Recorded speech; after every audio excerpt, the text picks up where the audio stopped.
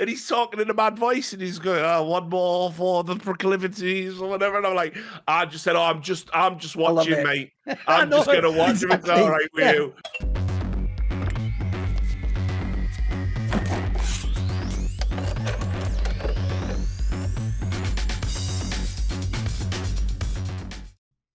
This week on Foreplay, we are concluding our 1980s vampire movie arc with Kathryn Bigelow's Near Dark from 1987. So it was released mere months after our last film, The Lost Boys, and is very interesting in the context as we discussed on that show. As an announcement, our next cycle of 4 films is going to be in the film noir genre. Now, we did have a debate about this. Are we going to focus on a specific era of film noir from the 40s or the 50s? Are we including neo-noir movies? Are we including film noir movies from more recent times that take place in the 40s and 50s? And we decided in the end to kind of give a very broad overview of film noir for those of you who might not be the biggest fans or perhaps knowledgeable about this genre. So we picked 4 films from different decades, actually, to show a progression. Film noir is obviously a huge genre, so this is by no means exhaustive. It is a very, I would say, light touch across the genre as a whole, and we'll talk about how the genre developed over those years. So those films are The Maltese Falcon, which is a Humphrey Bogart classic. We will then go chronologically to Touch of Evil, which is an Orson Welles film. Then we will go to the very famous Chinatown from the 70s. And then finally, a modern film noir with a banger cast in LA Confidential. So we've selected these 4 movies. What do you guys think briefly? Since if you're gamers and you know the game LA Noir, you are going to like the movie LA Confidential 100%. Yes. 100%. Also, LA Noir is just a fantastic game, and you should play it. Good game, yeah. Sexed it out, but don't in this case. So, what do you guys think very briefly about why we selected these film noir movies? Yeah, I think first of all, these are sort of held up as, in many ways, the archetypes. I mean, there's jokes around the Maltese Falcon, and how difficult and intricate the plot is. I don't really get that. I think it, but the idea of the main character being in a web and chasing shadows and the femme set fatale upon from all sides. Yeah, the femme fatale. That is she a damsel in distress or not? And it's got all of the classics that you and Humphrey Bogart's excellent in it. I mean, and you have to have that on there. You have to watch that because it informs so many of the movies that came after. And I also think Chinatown, no brainer, but going right the way through to having LA Confidential as kind of like the bookending movie. I think that's like a really good place to sort of end. We might come back and revisit it because there's so many mega noir movies and neo noir, like things like Memento and stuff like that. Sin City, Blade Runner. Sin City, yeah, Blade Runner. I mean, it's crazy. It's such a broad genre with some unbelievably great movies in. But I think LA Confidential is actually a really interesting movie to end on because it is a love letter to those films. Yeah, it's a love letter to those films with a modern palette, some fantastic performances. And yeah, I think actually if you just like movies about there's a mystery that needs to get solved and a protagonist that's a bit of a jack of all trades who can get it done, and yeah, it's a great genre for me. It's probably my favorite genre of film, so I'm really looking forward to it. It's also cool because one of the classic tropes of film noir is that it takes place in California, right? That is most noir movies take place either in San Francisco or Southern California, because it was kind of a Wild West, and not only was it easier to film these films because Hollywood was there, so they didn't have to go very far to tell these stories, but it's because there was an explosion in population during the early part of the 20th century, especially post-war, within these places. And so you got to see kind of this more, I would say, less structured environment. And so, it either takes like Maltese Falcon is in San Francisco, and Chinatown is in Los Angeles. Touch of Evil is on the U.S. Mexico border. And LA Confidential is obviously in LA. So yeah, it's definitely a cornerstone. So you will get to see California over the decades as well, which is pretty cool. It's a really good book if anyone wants to do some reading as well about like why LA is sort of the quintessential place to have these types of movies. There's a book called LA Noir by John Buntin. It's LA Noir, the struggle for the soul of America's most seductive city. What a great little tagline. And it just talks about how through the 30s, 40s, and 50s, all the different elements of, corrupt government officials and crime gangs, but also big business, and they all enter into this weird fucked up melange to sort of control the city. And it's all really good historical factual stuff. It's a excellent read. All right. Yeah, I actually think this would probably be the easiest one of all the genres we've done for people to watch. And basically, most of these movies are within some form of a Venn diagram of a great or a celebrated movie. Some of the other genres we did, it was more like there was one really big one, or there was one like medium one. And a lot of them we were doing like obscure genre picks. These are all like almost must watches. Even if you're not a big fan of the genre, I'm not a huge noir fan, but like these movies just stand up on their own. Like, first of all, Maltese Falcon is the iconic film noir movie, as Monty says, with all the classic tropes. And essentially, if you want to just know the basics about like that type of a genre, this is the Bible of that. Like, this is the touchstone you need to have, otherwise you're not going to get the references. And also, Humphrey Bogart just is unironically a very good actor. Like, and this is exactly his wheelhouse of his strength. Because the funny thing about Humphrey Bogart is, because his most famous film is Casablanca, that's not really a very Humphrey Bogart movie, if people don't know. It's actually sort of like a bit of like a different character he plays now. This is prime Humphrey Bogart. Like, essentially, the character he plays in this movie just changed the name as the joke, and he's in about 50 other movies like this. Touch of Evil is an example of where cinema isn't about the movie always being great. In the same way as I always say, I don't think the movie Gangs of New York is good, but I think that Daniel Day-Lewis's character is unbelievable and a must-watch, like, iconic character. To me, Orson Welles' character in this is one of the all-time great character acting performances. Like, he is unbelievable in this movie, and if people don't know even, this is actually when he wasn't fat, and this is all prosthetics. People actually naively at the time thought he'd already gotten out of country. He hasn't. This is actually like a foreshadowing, and he does a great job. And also, as a random aside, shout out Marlene Dietrich, who does an amazing cameo in this movie. But like the central movie plot, not that amazing, but it's worth watching just for this one character performance. Chinatown just is one of the best movies ever made. You don't even need to care about the genre. It's even when you look at the IMDb, you're going to go, well, yeah, it's got Jack Nicholson. This isn't a particularly Jack Nicholson performance, guys. It's actually one of the sort of things more earlier on, like 70s Jack Nicholson wasn't the tearing up the like later Jack Nicholson became a sort of Nicolas Cage character who was like an over the top bombastic figure. In this one, he's actually again like a noir movie. He is just sort of like a cipher for the protagonist. Like, it's more the sprawling conspiracy, which is so fascinating. And again, another classic one where you must know what the reference for the twist at the end of this movie is. If you don't know that, again, you are going to be missing so much in cinema. And then lastly, on LA Confidential, just a really, really good latter-day movie. Like, the cast is fabulous, and it just plays with all the tropes, but very satisfyingly. I think it just does a really good job. And another one of those ones where the reason they were able to get an insane cast and it works is it's only become insane in hindsight. At the time, some casting director just did a really good job picking out people like Guy Pearce, Russell Crowe, before they were massive superstars. And so now in hindsight, the cast is insane and the movie's a very good movie. So I think this is like one of the rare ones where, for me, like, you can argue there's some cheesy parts in Touch of Evil. All four of these movies are must-watches for me. So I think it's actually one of the only genre ones we've done where we're not really being wanky at all on any of these. It's not, none of these are like a reach or anything. Now let's talk about our wanky hipster vampire movie. All right. So Near Dark. So this was, we've kept teasing this. Hopefully you guys managed to procure yourselves a totally legal copy of this movie, considering it is out of distribution. But it is absolutely worth watching because we've seen over the course of our vampire movies everything from these teen coming of age stories to the kind of very dark and brooding atmospheric piece of The Hunger.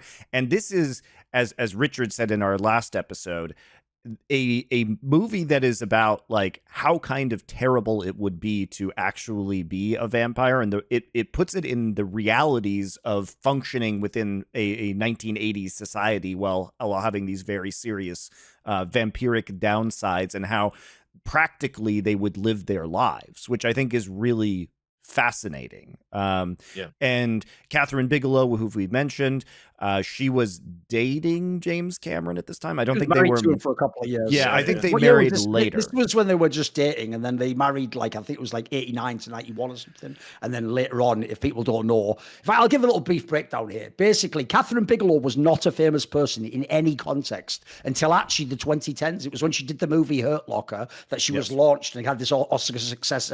Before that, she was mainly known, like you're saying, as she was the wife/spouse of James Cameron. And in fact, I often cite one of the movies she did in the 90s, which had a script written by James Cameron after she'd already divorced him. A movie called Strange Days is actually one of my picks. I always say that it's like one of the most criminally underviewed movies ever. Like, this is one where no one's ever heard of it. No one's watched it. But when you watch it, if you're a James Cameron fan, it's like the lost fucking key. Like, you're going to love it. The aesthetics are all there. You can totally see how he wrote the script. And it's just a really cool sort of 90s dystopian, millennial sort of vibe movie. So this is someone where this is actually like when I guess she was earning her chops or whatever, like getting her basic skills down. It's actually quite a good movie. It's quite a good stylistic film, though. Yeah, and she's a very good director in her own right. We've talked about this amongst ourselves for future movies, but I do think Point Break is going to come up at some point in time in one of our genres. It's a movie that I think has gotten kind of more famous since it was released in 91. She won the Academy Award for Best Director and for Best Picture for The Hurt Locker, which is a very good movie, in 2008. Right.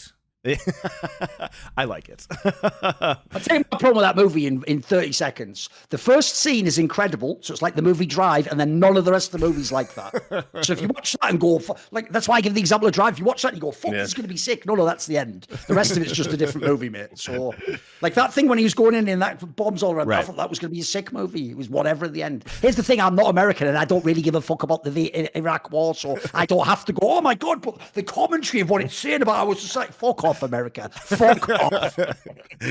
Hey, we dragged you Brits into that too. Yeah, cheers.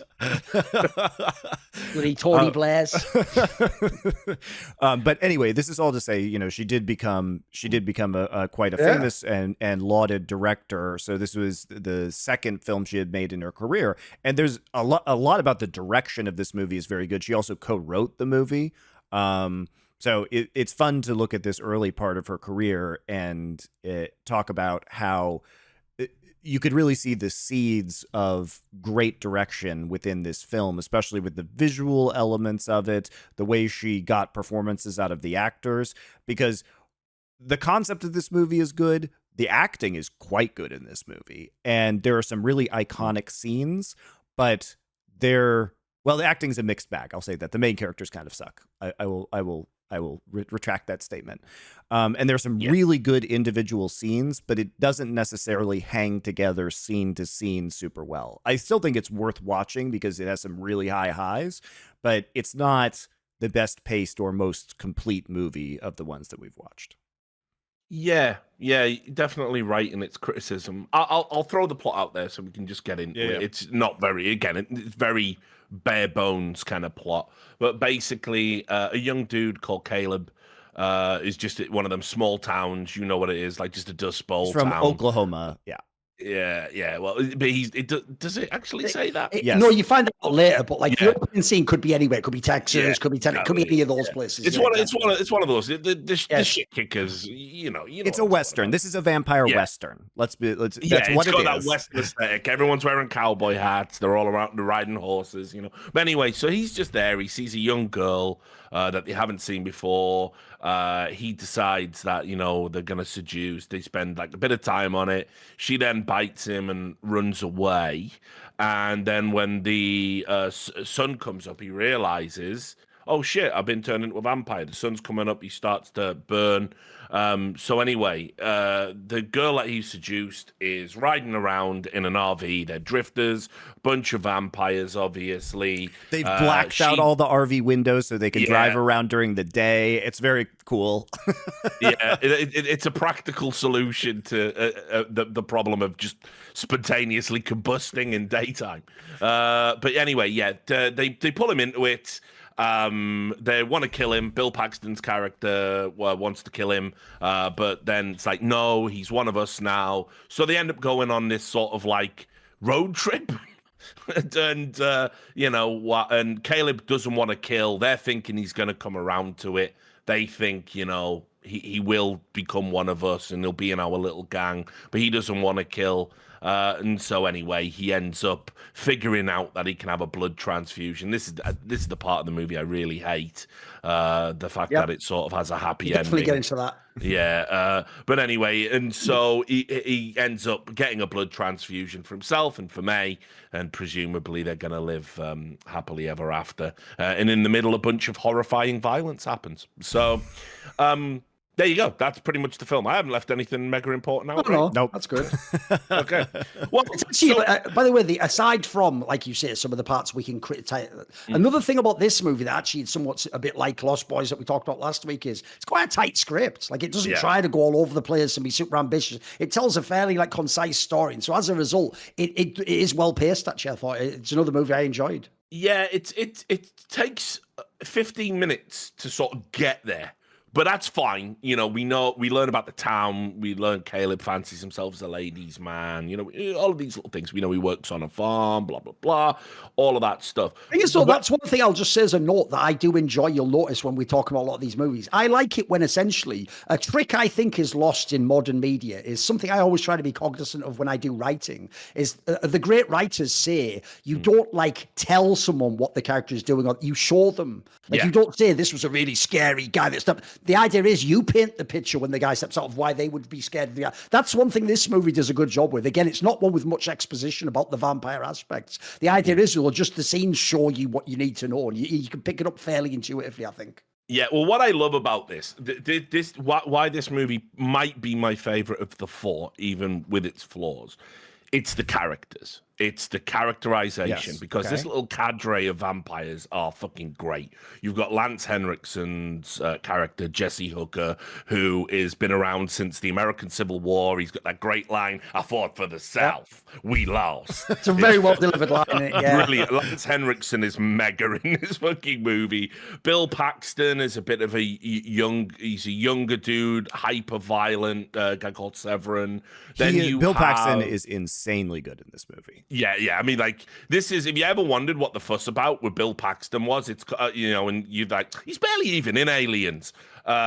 He's fucking mega in this, and this is who Bill Paxton. This is the type of character Bill Paxton's great. Oh, he's an insufferable character, isn't he? But that is what he's very good at doing. Yeah, he's so good at being the insufferable asshole. Yes. Bill Paxton, God rest his soul, taken too soon.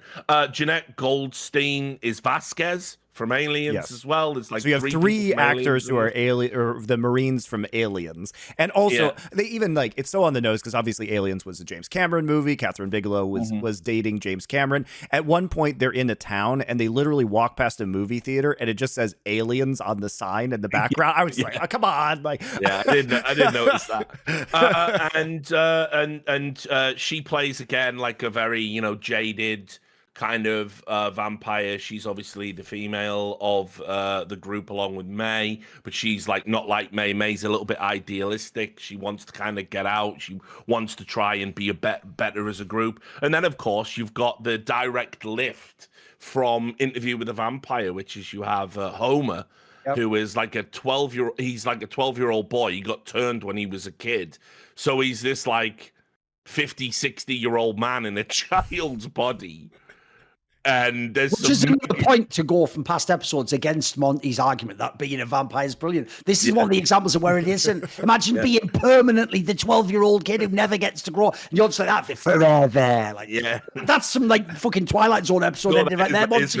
I know, that's horrific. And that's what I mean. And so, as a collective group of characters, you could, they've all got their own personal torments, and just by virtue of being vampires, they've met each other, and they have to move around all the time as like a fucked up family because they have to feed. There's no bottles of wine, having a Chinese takeaway here. There's none of that. They've got to kill, they've got to feed, and they do. And as a result, they have to drift from these small little dust bowl towns, moving around in their blacked out RV, trying not to raise suspicion, and their lives fucking suck.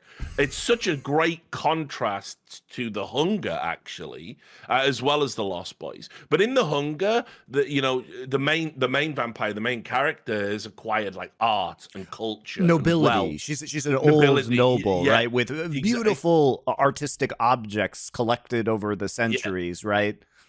And these motherfuckers have got an RV. They're trailer park people, basically. Like, yeah, exactly. Yes. And it's like, because what can you do? You can't have a bank You can make the same movie with the exact same cast, but they're just people doing meth in the middle of America. Yes. Like, it's not even about vampire. Yeah. Well, I mean, it'd be the same exact actors and everything. Yeah. So yeah, I mean, the characterization, the protagonist, Caleb. I can't remember the name of the actor. I don't know if he did anything else. He was already famous, believe it or not. This is why I kept thinking, how's no one else not? He's already famous for playing one of the roles in that superhero show, Heroes. He was the sort of Superman type figure. Right, if you remember right. that. But aside from that, he's in almost nothing else. When I looked it up, I was like, what's he? But there it is. That's what I remember him from. But by the way, a very beautiful actor, but for some reason just didn't really go anywhere in his career. I'm surprised actually he's good in this movie. Yeah, I mean, I just think the protagonist is just a bit boring. There's not really a lot to do. Gets put in an RV. It's like that's the big problem with the movie for me, but it doesn't matter because you've got Lance Henriksen and Bill Paxton just chewing the fucking walls. I know, it's unreal. I actually, it was funny. As soon as this movie was over, I went back and I just immediately watched the scene from Aliens with Bishop, where Lance Henriksen is the with the knife scene with Bill Paxton's hand. You can just see the synergy between these actors. They're very different roles, right? Which is fun because they're super different characters in Aliens, but they have this synergy in both of those movies that's just crazy to watch. There's like a real chemistry between them. By the way, I could low key, even though I have also seen this movie, but this is one of the ones where I've only seen it once, and I think I just saw it I think I maybe even saw it after I'd seen Strange Days. I looked up Kathryn Bigelow's old films. I didn't remember it that well though. Like I remembered it. One thing I did remember, which is probably the best part of the movie, is unlike most vampire movies, it manages to simultaneously make the vampires threatening and intimidating and powerful, but also so incredibly vulnerable in this movie. Because in this movie, they really don't fuck around. There is no like put sunscreen on like blade or something. In this one, if the light even touches you, you literally burst into flames and then explode. So like, by the way, even though they do a great job because it doesn't actually ruin the film, the poster is incredible, by the way. Even though the poster isn't actually a scene in the film as far as I can tell, the poster with sort of beams of light coming out the bill is fucking fire. So that in itself, that dynamic is very well established. And I knew I was going to like this movie again just from the opening credits, because first of all, on the opening credits, it tells you the soundtrack is by Tangerine Dream. Yeah. People don't know that is definitely my type of like movie soundtrack music. I think they are one of the all-time greats at doing banger soundtracks with like electronic influences and stuff. And I thought the soundtrack for this movie was very good. It really set the atmosphere for me. I thought it was a really well done movie. Even some of the actual directing elements, I'm with you, Monty, I think were quite good. Like, for example, the scene where as there's like a vampire like blood sucking scene, they literally overlay it at one point with like a Texas oil pump or whatever, doing like this. Yes. This is the sort of stuff again where I like it, where that's just there for you to pick up. They don't have to bash you over the head. Like, look, it's this. Like, you just get it as it seeps in from the ambience. Yeah, and so that scene is actually incredibly good, because part of Caleb's thing is that why he is rejected by the other vampires is because he won't kill people to drink.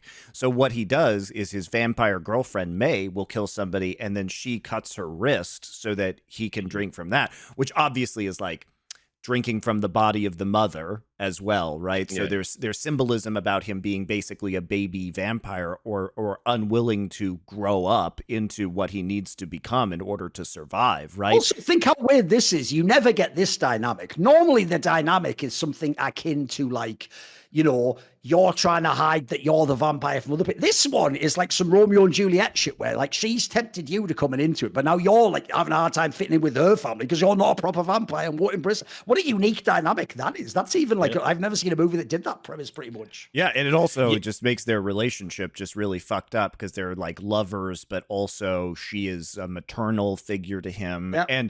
And so when she is feeding him from her wrist, there's that oil pump going up and down. And I think one of the core parts of this movie, to the point where they are kind of just like, trailer people, this is a movie that I think is a lot about exploitation of and focuses on themes of exploitation. So it's exploitation of the poor a lot of the time. Like they are rolling through all these really impoverished areas, and the oil pumps are always there, which is a signifier of great corporate wealth, right?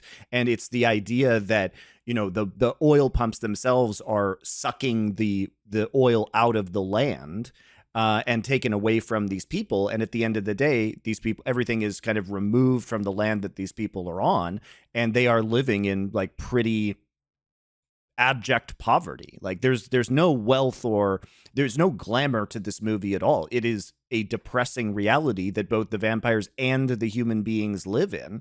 And then you also get the vampires who are then exploiting the poor people for their blood, right? It's like they're living these shitty lives, and then here come the vampires. They roll in from out of town, murder you, drink all your blood, burn your shit down, and then leave. Like that has to be a social commentary about wealth dynamics. Like I don't know another way to read that with the other imagery that exists in this film.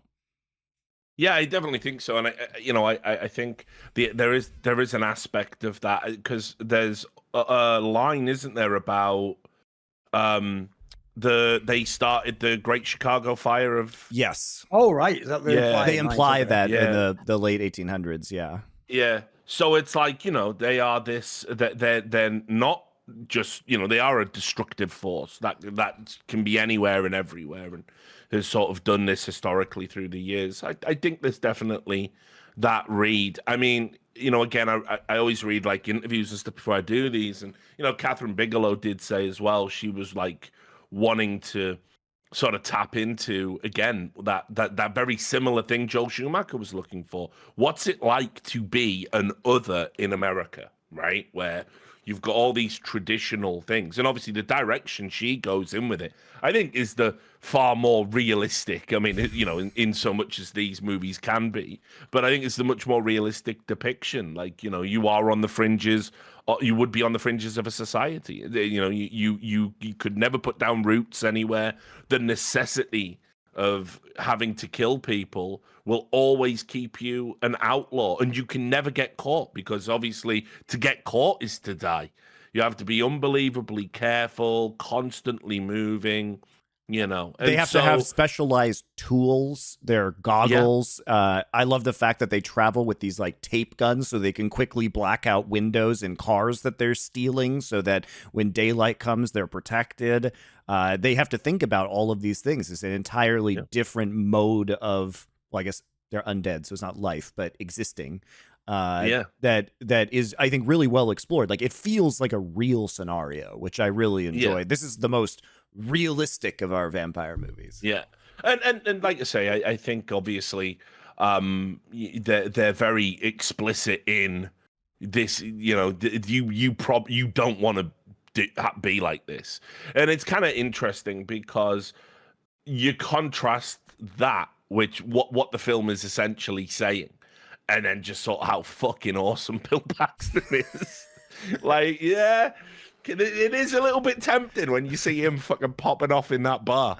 You think, I mean, that shit, dude. On that note, when I said at the beginning, I think there's some really iconic scenes in this movie. So there are two scenes that really stand out to me. And the first one is that bar scene. And what happens is the vampire crew rolls up to this shitty old roadhouse And it's a rural bar that is a dump with a pool table, people smoking inside, very, very like 80s rural watering hole, right? And they go in, and their intention is to kill everyone in this bar and drink their blood. And they want Caleb to confirm his first kill so that he's not a burden on them. And so they proceed to more or less just mess with everybody in the bar. Mess with the, taunts the patrons in order to convince them to get into fights, which then allows them to toy with them with their superior strength. Taunt the bartender into shooting Severin, who's Bill Paxton's character, so that he can show that he's not going to get hurt by their bullets.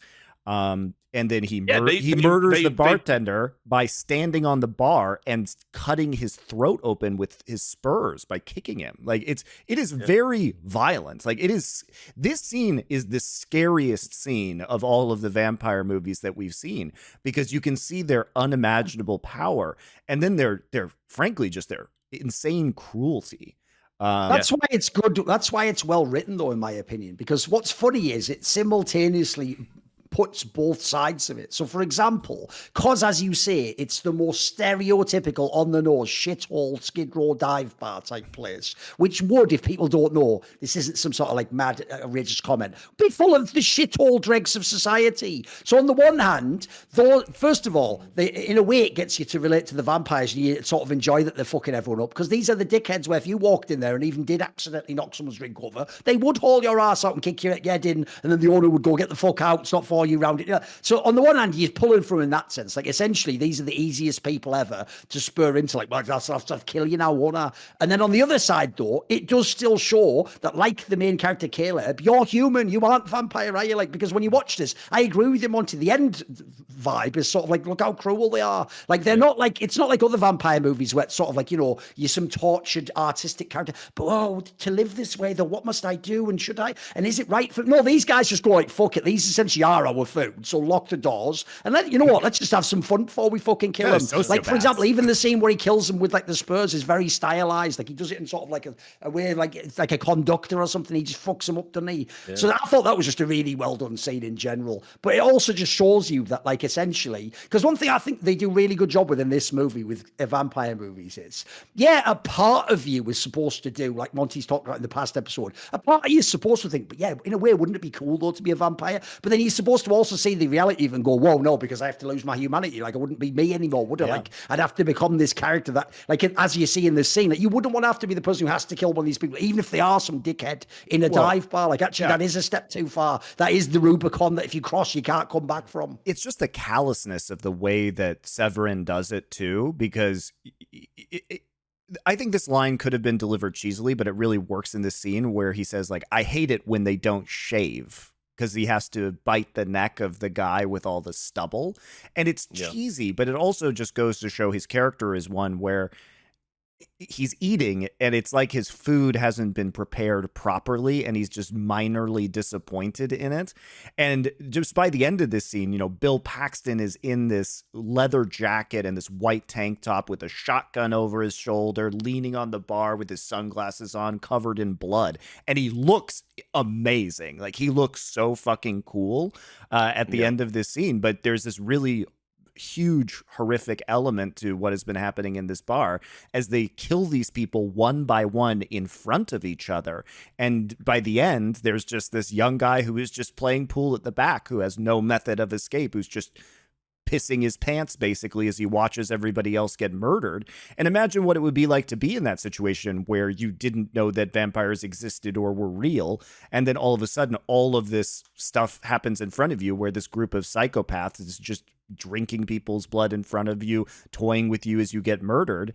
And it's up to Caleb to get rid of this guy, and he chases him out the window and fails to do it. Fails to finish him off, which then is a big problem because he goes to the police, obviously, and then they're hunting for these people. And that's why the other vampires were so pissed off that he didn't get this kill, which leads to the other iconic scene, which is when they're in this shitty motel and they're having a gunfight with the cops who come and find them. And all of the bullet holes are making these shafts of light that they have to like dodge in order to escape this building, which is very well directed and visually cool. Yeah, I mean it's the statement, isn't it? Like the bar scene, because she did Catherine did another movie her directorial debut was about bikers, about outlaw bikers. It's called The Loveless. It's got Willem Dafoe in it. Not a lot of people have seen it, and she loves that look, the classic Marlon Brando rebel without a cause biker look, and you can see what she's doing here. There is a little element where the movie almost leans into when Paxton's there, drenched in gore, looking fucking awesome in his leather jacket. He is you can't fuck with this guy. He is the rebel. He's walked in to this environment. He's fucking wrecked all these guys. He embraces the outlaw lifestyle. That is what is being said, there. But also it shows them as predators. That, yeah, for most of the movie, as Duncan says, you see them being incredibly vulnerable. But this is their moment. This is when they are vampires. They get to feed. They play with their food, like a cat would. A cat doesn't need to torment a mouse, does it? But it fucking does. It likes it, and they like it, and they like what they're doing to these guys. And Bill, if anyone has any doubts or any reservations, Bill Paxton is not that guy in this. Like Severin, he fucking doesn't care. There is no soul searching. He just does what he has to do. Humans are beneath him. They are food. Time to eat. And I fucking love it. I love how fucking badass Bill Paxton is in this film. He's a piece of shit. He's hard as nails. There's just no moral ambiguity as far as he's concerned about what he has to do. And this is really jarring. Like, this is I can't express it enough. If you haven't watched the movie, this scene is so staggeringly violent compared to like the rest of the movie. Rest of the movie just ramps up to this point, and it's really gross. It's very horrifying what happens to these dudes in the bar. Although, like Duncan, yeah, you probably shouldn't sympathize with them too much. Also, the other thing is as well, because he's such an intolerable prick for so much of the movie, it's why the scene where he does give the spur to the lead character is actually so meaningful. That's like the one moment he sort of like gives it up, like, oh, okay, you're one of us now in that way. But I thought another angle to this movie to me was, because this is like a broader theme about the vampire genre, which is a classic theme going all the way back to Dracula. It isn't just the idea you're a predator and you kill them, etc. It's that sexuality is tied into it, and the notion of obviously the interesting difference in the binary of sex is that on the one hand the woman is being pursued, but at the same time she's doing things that make her attractive to be pursued, and in a way it's that sort of thing of like, oh no, what's going on? But in a way she gets it. Like, one thing I've always thought is very telling about female psychology when it comes to movies is, have you noticed, right, they might dislike certain things about a character that no woman ever goes, why would the woman be into the guy who ends up being the really evil vampire? No one's ever said that, but that should be the first thing they'd say. No, because a woman, especially people who've been in the sexual marketplace, they understand the idea of you fall under someone's spell, or they're just too cool, or something draws you in, or it'd be cool to be the one person that person wasn't a prick to. Like, actually, this is the person they lavish the attention on. And in this case, obviously, you can tie in the idea that if you actually get chosen to be turned into a vampire, there's something romantic about that, isn't it? You're going to be their companion. There's actually a lot of like underlying themes. If you're the man, well, guess what? Some of the themes of this movie and the idea of getting the first kill, that just so clearly parallels to when you've never actually gotten laid, when you're trying to go out there and you've got this weird push-pull dynamic, and you know that on the one hand, you're sort of the predator figure, right? You're trying to seek the person out and isolate them and get them to fall for you, and but at the same time, you don't know what you're doing, and it feels a bit savage, and it's a bit weird and uncomfortable. Like, to me, all these things tie in generally to vampire movies, but the opening parts of this movie definitely play into that. Like, it's why actually I thought, again, you didn't need to explain so much. Just you can see what's happening once you get into the dynamic. Like, obviously the clever part there is they flipped the initial dynamic. You think he's the one doing anything he can to get laid with this person. She just bites him at the end and runs off and actually fucks his whole life, when he's the one who has to now go and face all these consequences and get with her. So again, I thought it's quite well done in that regard. By the way, one other thing I'll just throw in there that also is an indictment of American society is, have you noticed how in all these 80 movies the go-to response to finding out someone in your circle has completely like ruined their social life. They just spend all night outside. They don't like the sun. They wear sunglasses inside. They don't eat food. It's just, you're probably just a drug addict or alcoholic, like, which is normal. That's like essentially like the actual go-to thing. It's not like, holy shit, that's almost like our world. That's like, it's just an alcoholic. Like, that's just taken for granted. That's what society is. Like, that's a bit disturbing in itself, guys.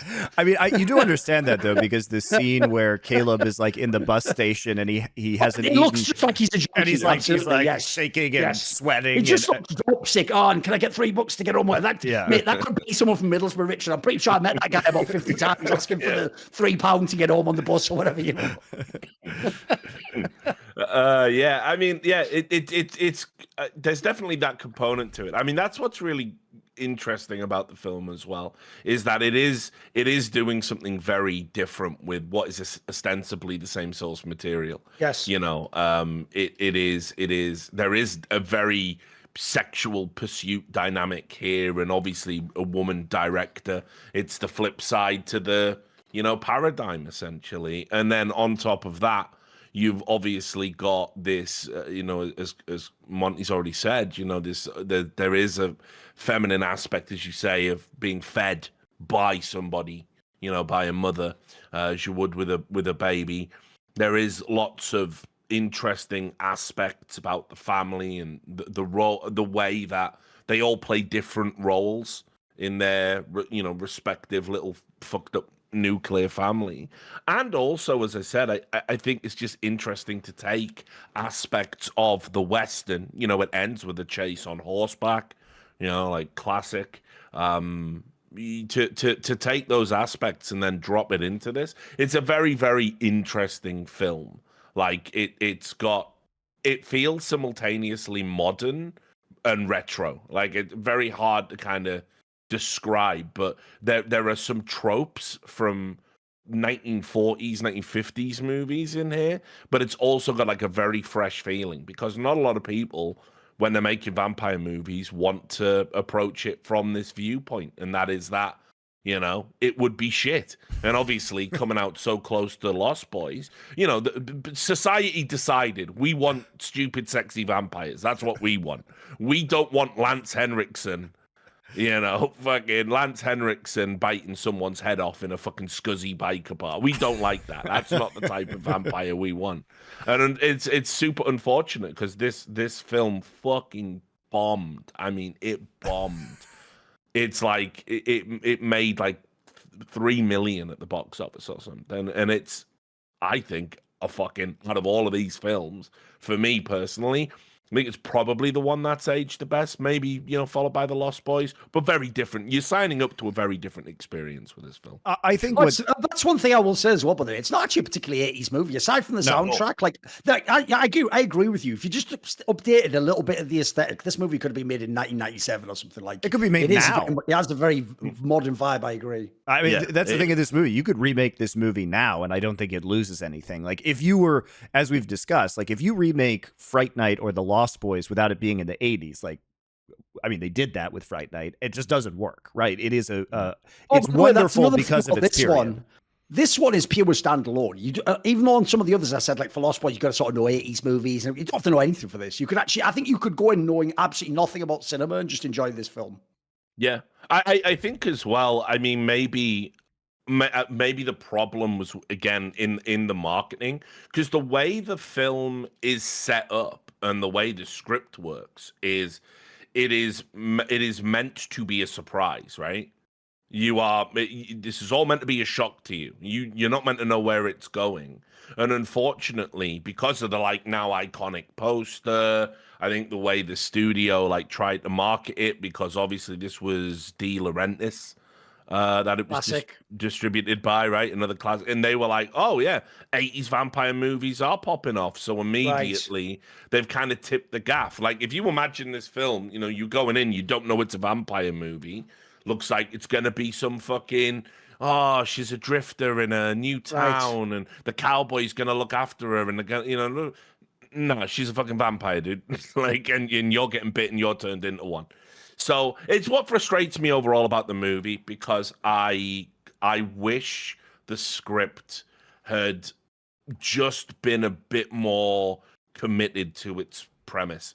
The idea that, like, those guys have been rolling around in that RV that entire time, and not one of them ever thought to have a blood transfusion. Let's do this then, because here's the problem. It I is really terrible. I tried to make it, because I think this is a movie people should watch. I tried to make it a lot about the positives. So let's just do that, though. Right, here's the thing. Just as an aside, I don't do that thing. I'm sure I did once upon a time, a long time ago, but as in art, I don't believe you should do the whole, like, there's a plot hole here. It's like, it's not about, like, if someone charted out, like, a journalist, the fucking chronology, would something be slightly anachronistic? That doesn't matter to me. Like, suspension of disbelief covers most of that. As long as you get, like, fairly within the wheelhouse of what makes sense, I'll go with you. I'll accept the internal logic of the movie, for example. But I agree. The idea that, like, essentially his dad gives him a blood transfusion, right? Here's the thing. Even the first one's not that bad. And, like, because here's the thing. They're playing the idea there that he hadn't, like, totally 100% gone over, like he was still in the transformation, maybe, that you've saved him. But the idea that, like, at the end of the movie, he just does it to the woman, who it's implied also has been around a long time, and then she's just human and fine. Like,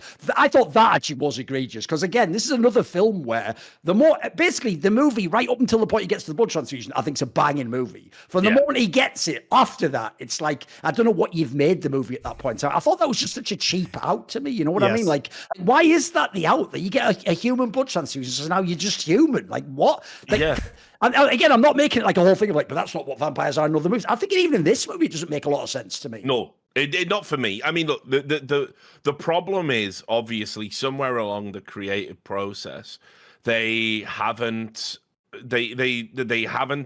thought about how we need our protagonist to go back. We want to do it like this. It's sitcom structure. You know, you fucking have something fucked up happen, but everything's back to normal at the end. Right, and we can rinse and repeat every week, and we just change the thing, right? And so they wanted Caleb to go back and have a nice relationship with May. Evidently, they wanted it to be a traditional love story in that sense, but that's not what this movie is fucking saying at all. Like, I mean, he should die basically, and just it'd be a tragedy at the end. Should be, that should be. He should die with his soul intact, and he wasn't corrupted, and that would say something about the human spirit or something. I don't fucking know, but you can't do this. The idea that, like, you know, we can just change it all back. And for May, who, lest we forget, she's the one that's trying to be the more, you know, the conscience of the group, right? She started all the fucking bullshit in the first place. Don't know why she's held up as some sort of sympathetic character. This is her fault. But anyway, we give her one as well, and she gets a happy. Well, that doesn't make sense. And then they love each other, and they restore the family unit at the end, because he's back with his dad and his issues with his bitch. What are you talking about? I also think low-key doing this undercuts some of the power of the scenes. Like the scene where, for me, the movie really did hinge, and this should have been what changed and how it outcome, but it would have a different outcome, was the scene where they're at, like, the motel, and the dad and the daughter get caught by these vampires. So again, you've been sort of go along with the idea of like, well, I want him to get in with these vampires because that's how he's going to survive, and I guess he is a vampire now. But it's another example of the harsh reality of the vampire being thrown in your face, that like, they wouldn't let your fucking dad and sister go. In fact, one of the most terrifying, well set up sort of sleeper scary moments in the movies, when you realize that the guy who, as referenced previously, is like permanently a 12-year-old kid, he really wants to turn your sister because the only other person will be his age. Like, and he's even got a point. How is that not sort of fair? Like, you're getting your person to go with you forever. Why can't he have his? In fact, if you accept the idea of being a vampire is cool, why is that wrong to? But everyone viscerally knows that's really terrifying, the idea your sister's going to get wrecked. So to me, that scene already means nothing if everyone could be de-vampired. And then secondly, I thought that was going to be the hinge, as in, well, now he surely has to, like we're saying, probably die / kill himself, but he's got to get rid of the vampires now, because now he understands what they're going to do to the world, that it isn't just some cool side thing, like your own family's going to be their victims. But because you have this crazy Deus Ex Machina, you've sort of undercut some of that to me. I thought it was a really powerful scene when they did that. It was a powerful scene, but unfortunately, my other big issue with this movie is that it comes after the shootout scene at the other motel, and they drive away in this van, and apparently nobody chases them or finds them again. They just drive away, and they're like, "We made it! They're hooting and hollering. Oh yeah, we made it away!" And none of the highway patrol just turn around and chase them after they've had this massive gun battle. They don't call in reinforcements. They found them the first time. They know what vehicle they're driving. They're still driving that van, and they can't find them within driving distance of this motel, which is just kind of ridiculous. So to me, also the sequence was a bit out of order. in a way, I kind of wish we had the scene with the daughter and the dad first, and then had the shootout scene, if you know what I mean. Yeah. I think as well, because you want it to be kind of ramped up towards the end, and it's very sinister. When as I said, it's the creepiest moment of the film for me is when Homer takes his sister and is just sat watching TV, and he's there like, Oh, it's I'm bad really, sinister, isn't it? yeah, cool, because he's like really a 50, 60-year-old dude as well. Like, so it's like It's actually it's clever because again, part of what they're playing on as well is they're making him the comedic relief before, because he is just like a little kid, isn't he, and whatever. But that really drives home that like that is like some fucking old ass guy just in the body of a 12-year-old kid at this point in time. Yeah. It's like exactly, and obviously, probably if I like you said, why can't I have a traveling companion? Why don't I? Well, he had one because he turned May. That's what he said. He turned May, and then May basically ditched him to turn Caleb. So now he has nobody. Well, that is one of the rare vampire tropes they do that I'm just not a fan of in general. But is that whole thing of like, I sired you, so you must yield to me? Like, it's sort of like vaguely into that. Like, I've thought in general that was, by the way, if people don't know, because this is like going to be a slight anecdote here. But one reason why the whole vampire mystique, Monty, isn't just vampires in movies is if people don't know, I lived in the era where when I went to uni, Monty, some fucking weird ass cunt had put one of those fucking things on the bulletin board in the student union, like vampire, the live action role playing group meets every Thursday at 9 p.m. And you're just like, what? And then they actually were people who were going and playing that game before the internet. Oh, where you the had to LARPing? find some, where you had to find, and they were all, that's all it was, Monty. It was just people sat around looking goth, smoking cigarettes, going, yes, but I sired you though, so I'm above you in the hierarchy. Like, and I remember just being like, what is this? You can thank Anne Rice for that, by the way. She's to blame for all the project. I do like the Vampire the Masquerade world quite a bit, and the role playing game, but the LARPing was the stage too far. Yeah, it was. Because I'd say the reason I said before the internet, it's essentially people who should just be playing World of Warcraft, but before World of Warcraft existed. So this was like their version of it, like some weird live social game or something. It's mad that you had that experience. I've told this story on another show, but basically similar thing happened to me.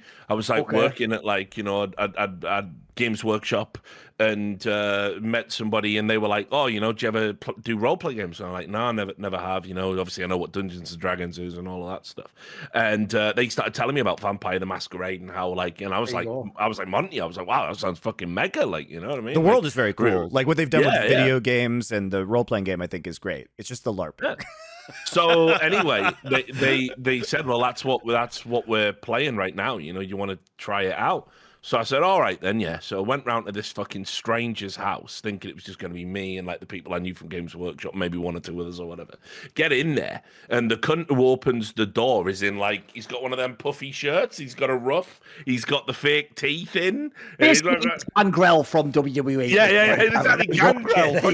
Gangrel answers the door, and he's talking in a bad voice, and he's going, one more for the proclivities or whatever. And I'm like, I just said, I'm just watching, mate. I'm just gonna watch him. It's all right with you. Immediately, I was like, arsehole just it was so awkward. It was like my whole body tense. You just walked into an orgy, your first orgy, and then the guy just goes, "Want to suck my dick?" You're like, "Well, I might just take it a bit easy and I'll ease my way into this one." We'll just see how the keys come off the ball, mate. Yeah, we'll see. But yeah, so honestly, it was like mega awkward, and as I said, Anne Rice is to blame for all the progeny talk. But again, it's another reason why I really fuck with this film in general, even though I think the end really undercuts the premise. It's actually, if you do look at all of the vampire content, the popular vampire books that were coming out, all the popular movies that were coming out, this is a stark contrast to a lot of it. I mean, the sort of notion that being a vampire would be fundamentally shit. You would be reduced to being the absolute. You're the underclass. You have nothing. You've got no. Your only function is to survive. Basically, you can't have a job. You can't have a life. You can't do anything. And so I thought that was really interesting, and it probably is the core of its unpopularity, which makes the decision in the story to try and lean into a traditional ending so silly. Yes. This movie was never going to play well. It should have been a tragedy. It would have been a way better film. Well, I mean, you even alluded to it when you brought up the Romeo and Juliet components, to it, which is something I didn't think about. Yeah, there is some Montague Capulet action going on, and you can't have that be, oh, well, we've just given Romeo his blood transfusion.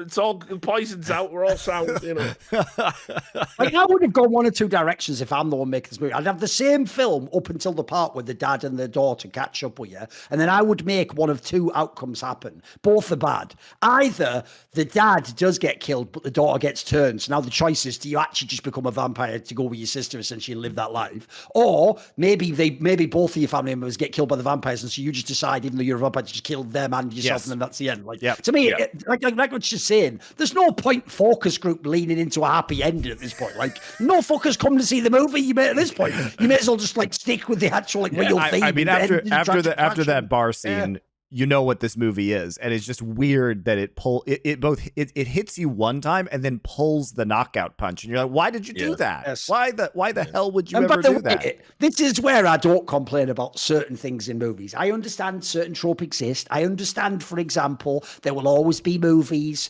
where someone goes like, right, we've got half an hour, and he's just passed out, and it's like an actual, like, just button you press on someone's neck, and they're not dead, and you didn't almost kill them, and you haven't, like, starved their brain of oxygen. They just knock out for half an hour, and then they wake up like, what happened? Like, we all know that, right? We all know that trope exists. So a similar one, we all know that if you jump out of a 16-wheeler truck and no one's driving it, it just explodes like a bomb. We all know that. Everyone knows that. That's just obvious. That's the way life works, and we've all seen movies, so I'm not even going to complain about that money. I'm just going to throw it in there and make like it's not a big deal, even though that is a classic, outrageous Hollywood thing, isn't it? Like, just blows up, doesn't it? Honestly, Thorin, at least they set it up in this movie. It was ridiculous, but they set it up because remember when they are going to kill that truck driver that they're hitchhiking with earlier in the movie, he literally describes the truck braking system and says, if you stop the truck before the payload, right, it will jackknife. And so he knows that, and so because he got that information, he actually intentionally jackknifes the truck. So at least it was set up earlier in the movie about why he would know this. Now, why does it explode? Because they needed to kill Bill Paxton. All I'm saying is this, Monty, is in the internal logic of Hollywood movies, why does anyone, like, essentially you don't need to be a suicide bomber. You just drive the truck, jump out, it goes in, and it blows the whole building up with giant flume. So at this point in time, like, there's a lot more they could do with that theme, really, but they haven't really explored it enough, have they? Yeah. So I don't know if there's something like I'm missing in the way that they decided to sort of end it. If there's like some piece of subtext that I'm not quite. What's weirdest to me is they didn't even hint at anything. It just ends on a happy ending. I thought there was going to be some sort of like, but are they still alive? Like a classic horror theme or something. But there was nothing at the end. It just ends, didn't it? And it really undercuts like some of its better, like feminist, readings, because obviously, as you said, it's a reversal of gendered violence and that sort of thing. But yeah, just we're together now. I know. Like, okay. It also has some really cheesy moments where May comes back after he's had his transfusion. She touches him. You're warm. Yeah. Come on, man. Like there is a little bit of that. Richard, the weirdest part is the idea that when she just becomes human, you're like, right, well, actually, it wasn't just even a blood transfusion. Everything about you is transformed. You're normal now. We don't need to have any convo about what's going on in our relationship. Let's just go on. Like, essentially, the only way this could be worse is if they'd gone like full sellout. And at the end, she just like, comes out of the transfusion. They hand her a branded classic American Coca-Cola bottle. She goes, tell you what, I've missed that flip. The only way Nicholas end like that or something, like, come on, bro. Like, life's just normal now. We're just going on as normal. That's what I mean. It's like, it's not trauma for me, that experience. It's all good, isn't it? She's done unbelievably reprehensible things. 500 nights of my life or whatever. But like, don't worry, now I'm human. Problem solved, did it? She's done all these absolutely reprehensible things. Things Philip himself refused to do. I agree with you as well. Why is she just allowed to get away with it all? The rest of them are evil vampires. They deserve to be killed more. Just because she kissed him at the beginning of the movie, she's just.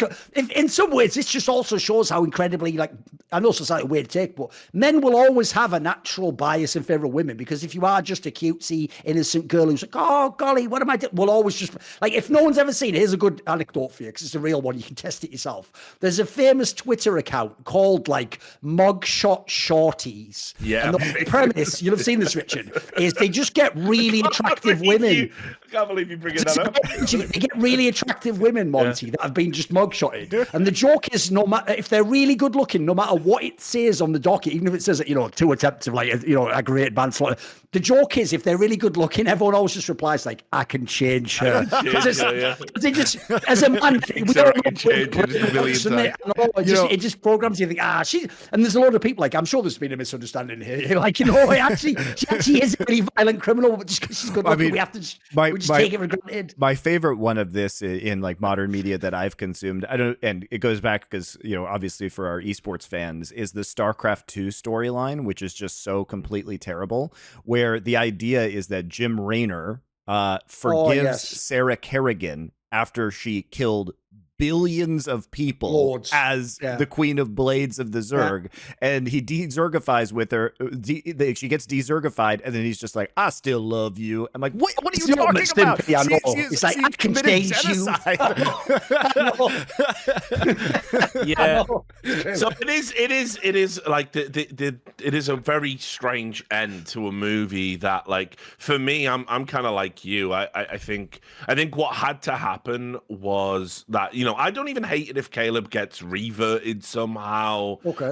Just not this way. It's the laziest, dumbest way it could have happened. But but the fact that, like, she comes along with him is really selling what the whole movie's about short. Like, and so she should have to die, or he should kill her, or like something like that. Or as you said, maybe it's one of those ones where you kill the head vampire and all the vampires die, so she dies as well, or something. Something like that. You've got to do something. But I don't know what they were thinking, because there was just no way that this movie was gonna play. It's like it's a genre mashup of a road movie, westerns, horror. It's got an extreme scene of violence in that's going to give you an R-rated movie.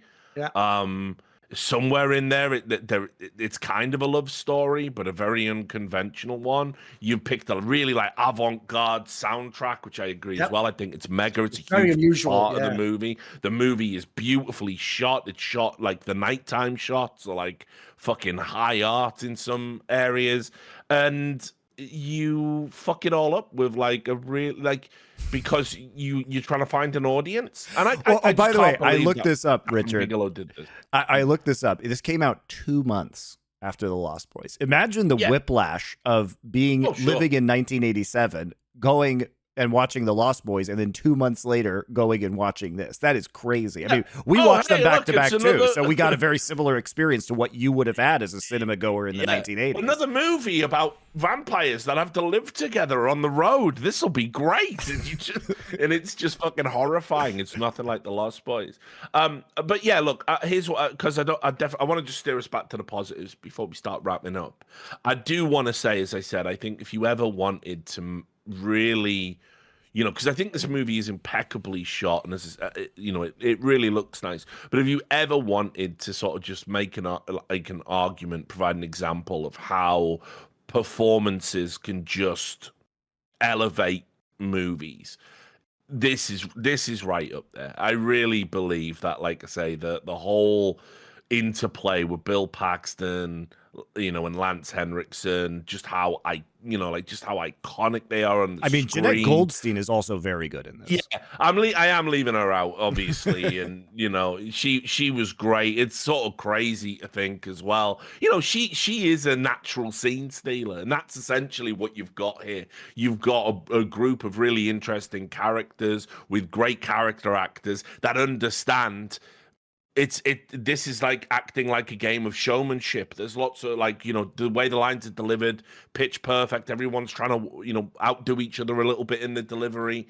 It must have been a blast to shoot this film, especially with them all knowing each other from Aliens. And I think that comes through in the performance. It doesn't feel hokey. In fact, I think Michael Bean or whatever he's called, the Corporal Hicks, was nearly in the Lance Henriksen role. Oh, really? Okay. Yeah, and the movie would have fucking sucked, I think, if that was true. Nothing against him, but Lance Henriksen is the guy that fought for the South, and just this. It's like you said at the beginning. One of the things about this film is like, I mean, again, I don't know what the critics said about this one, but there better not be a single critic that ever argued this was just the same character, because all of these vampires are totally different characters. Like even the one you're talking about, the older woman, she essentially is like a mixture of, like, on the one hand she's the consort of the Jesse guy, but on the other hand she has a sort of like mothering element slightly to her. In fact, it's even sort of an interesting detail I've noticed they sort of like just lightly shaded in, was it's almost implied at the end she's almost doing the mother thing of sort of like, oh, go on, like, I'll hold your father back while you run away, but even though she knows it's going to be like their death in some ways. Like, I thought that was even quite subtly shaded, and it gave a sort of character to all these different actors that was very different. They weren't just five of the same people who happened to be a woman, an older man. They actually did have very distinct characters. Yeah, and obviously again the meta commentary around the family, and May is in an abusive family, right? It's a violent, horrible family where they have to do horrible things. They have to live a lifestyle she doesn't want to live. She aspires for something better. She sees that in Caleb. It is the girl wanting to run away from home and get away from the nasty, mean parents and meet a nice guy and start a new life story, just with an insane vampire twist and fucking Bill Paxton in the middle of it all, tearing shit up. But so I do see all that. But I think overall, what makes this movie just so, like, what makes it stand out and makes it so good is, like I say, the just imperious fucking performances with material that it could easily have got cheesy. The one thing I would say about this movie is there's not like a lot. It's an 80s vampire movie that doesn't have a lot of cheese. People are really playing this straight. I think you've nailed it there, though. If you put almost anyone else as Lance Henriksen, all of his lines would be cheese. You know what I mean? Him and Bill Paxton, a lot of their lines would have been shit by it if it was a different you can tell this is true because the actress who plays May, Jenny Wright, I think, she's quite bad in my opinion, and her lines about, at the beginning, see that star? It took 1 billion years for the light to reach here. I'll still be here in 1 billion years. I'm like, oh God, kill me. That's what I do love, though. That's where you know that is just a guy trying to get laid, though. It's like, yeah, whatever you say, baby. Like, whatever. Attention to that, that's deep. That's real deep. The night is blinding. Come here and kiss me.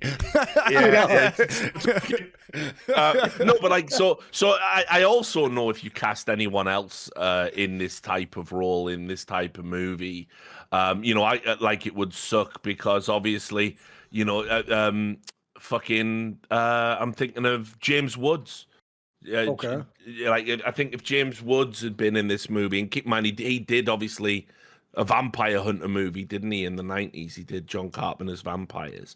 I just can imagine somebody like him in the Lance Henriksen role and just really mugging it to the camera and, I fought for the South. And it would just be awful, right? Whereas, like, I think Lance Henriksen, he understood immediately that this has to be the implicit horror is in it being real. It can't be silly. Yeah. It can't be frivolous. He's lived for over 150 years. He's fucking miserable, and also as well the double disappointment, like, because he was obviously fought for the South, so we all know he's a bad guy in the context of American history, but also as well, like, think about what his life was like compared to where he's at now. Of course, he would fucking hate it.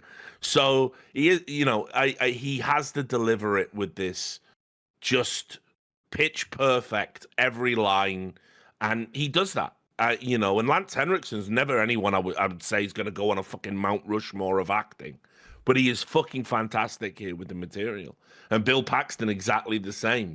I mean, Bill Paxton does an asshole as well as anyone that's ever been on film. Like, for real. Yeah, great performances. I would say really high highs in this movie, and overall just a lackluster, disappointing ending, unfortunately, that doesn't thematically resonate with what we've learned from the rest of the film. So it's worth seeing.